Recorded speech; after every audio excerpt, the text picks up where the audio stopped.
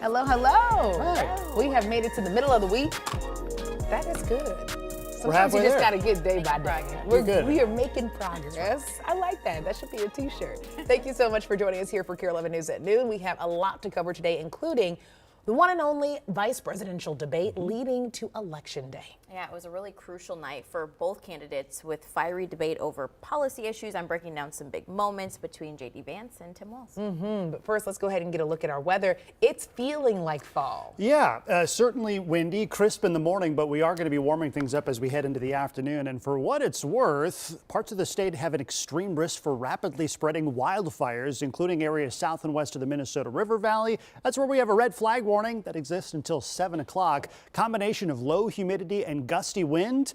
That means any kind of brush fire that gets going can quickly get out of control. And while that's limited to the southwestern part of the state, it's not a good idea to burn across the entire region just based on how gusty and dry it is outside. These are current sustained wind speeds. We've already seen wind gusts over 30 miles per hour, including here in the metro. And we have sustained winds between 15 and 25 miles per hour. That's out ahead of a cold front that'll knock our temperatures back into the, well, seasonal territory Thursday and Friday. But today, we're going to warm up. We're already at 70 degrees right now. By the way, yesterday we only hit 64 degrees for a high temperature, so we're already quite a bit warmer than that. Live look outside right now.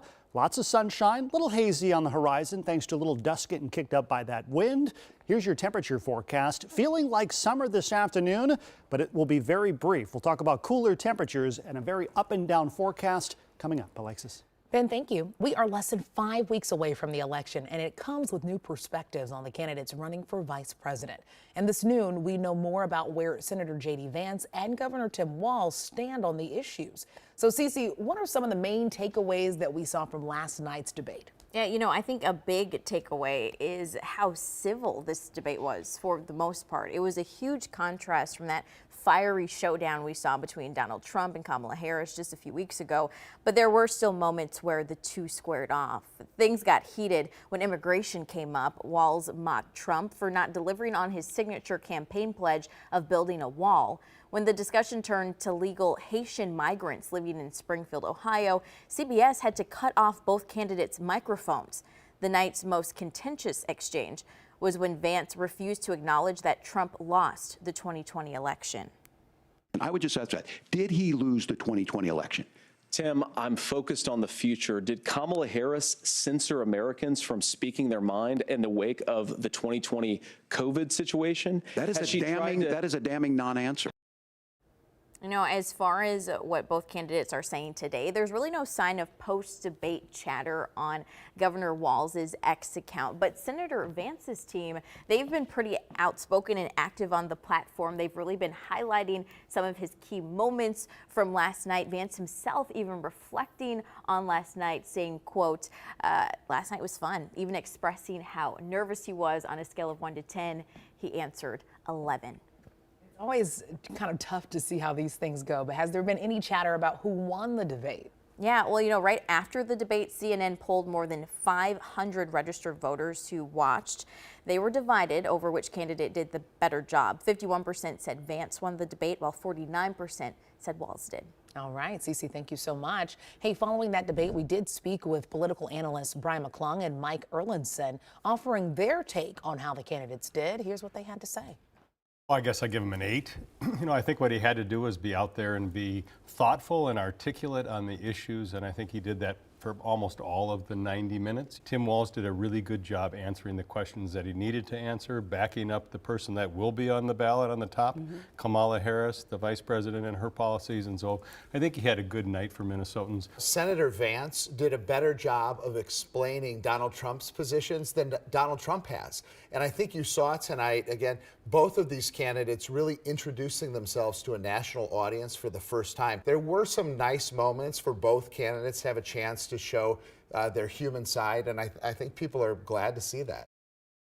Well, make sure you stick with KARE 11 in the final stretch for the election. We'll keep covering the issues and the candidates, keeping you informed before you head to the polls. Now to a story we first brought you as breaking news yesterday at noon. We know more today about what happened when Iran launched at least 180 missiles into Israel. NBC's Matt Bradley brings us the latest from Beirut.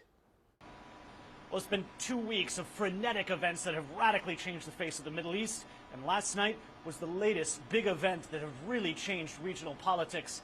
Now, we heard that the Iranians fired missiles all the way into Israel. Almost all of them were shot down out of the sky. Now Israel has vowed to retaliate. The Iranians came out and said that they were justified in firing against Israel. They said in retaliation for the assassination at the hand of the Israelis of 3 militant leaders in the past several months.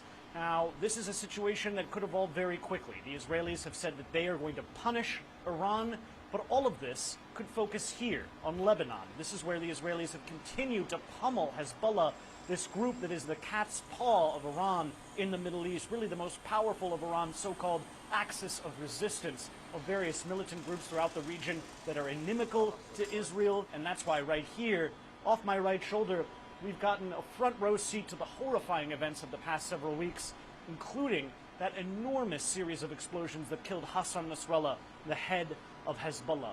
Now, we've heard just last night, hours before that Iranian attack, the Israelis had launched a ground incursion into Lebanon, and we just heard today that Hezbollah said that they've exchanged fire with the Israelis for the first time in Lebanese territory. So this is a situation that has reached a critical impasse, and one where we're now waiting to see how the Israelis, and really the entire region, is going to respond.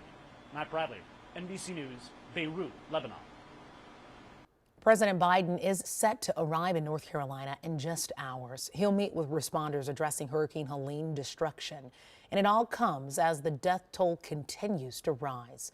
Officials say at least 162 people were killed across 6 states. The president within the past hour has also approved the deployment of up to 1,000 active duty Army personnel to help the North Carolina National Guard in the response and recovery efforts. This is urgent. People have to know how to get the information they need. So we'll be there until this work is done. A bipartisan group of lawmakers is calling for the quick passage of a disaster relief legislation, saying they are willing to return to the Capitol to make it happen.